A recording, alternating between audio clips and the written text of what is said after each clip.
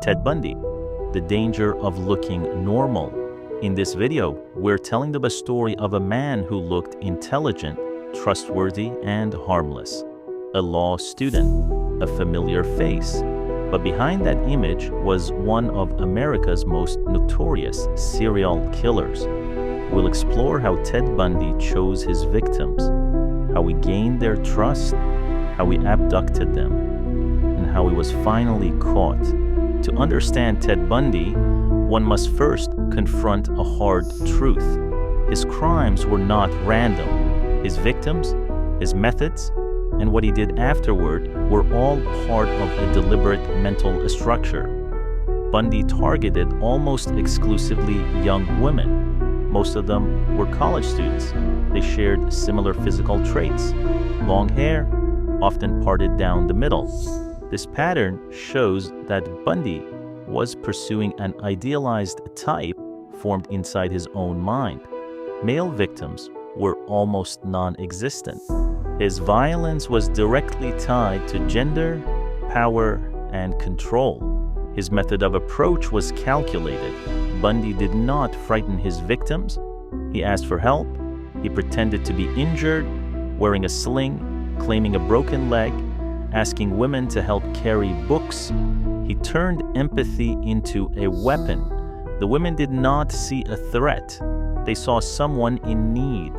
That was the danger. The abduction itself was usually brief and silent.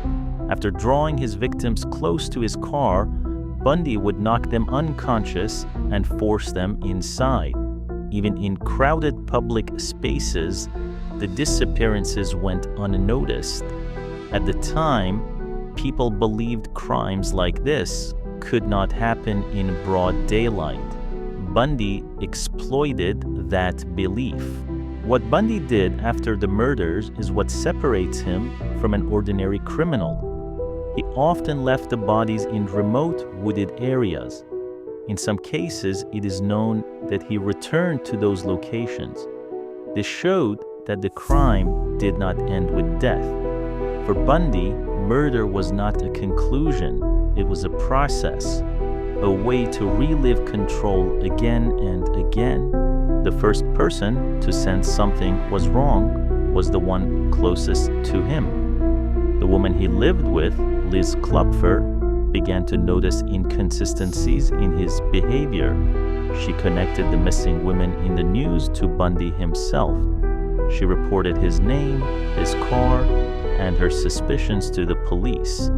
At the time, the tip was not considered solid evidence, but it was documented, and over time, it became a trail investigators could not ignore.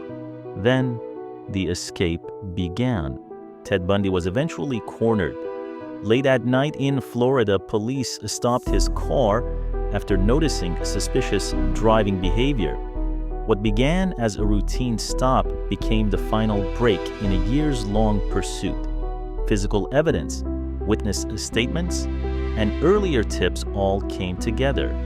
Bundy could no longer deny what was closing in on him. But this was not the end. After his arrest, Bundy escaped from custody twice. The first time, he was quickly recaptured. The second time, he crossed state lines and fled to Florida. These escapes revealed how intelligent, untouchable, and above the system he believed himself to be. In Florida, his control began to unravel. He was under pressure, running out of time. He made mistakes, and those mistakes accelerated his downfall. Even in the courtroom, Bundy refused to behave like a criminal. He defended himself. He spoke confidently. He played to the media. Until the very end, he tried to control the narrative. Because for Bundy, the most important thing was the feeling of power, even in the face of death.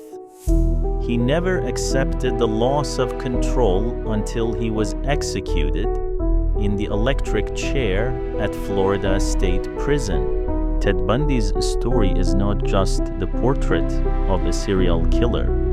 It is the cost of society's blind trust in people who appear appear safe.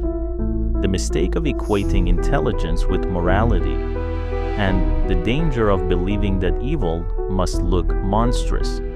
Because perhaps the most disturbing truth is this: Ted Bundy was not dangerous because he looked like a monster. He was dangerous because he looked completely normal. If you want to see more stories like this, don't forget to like the video.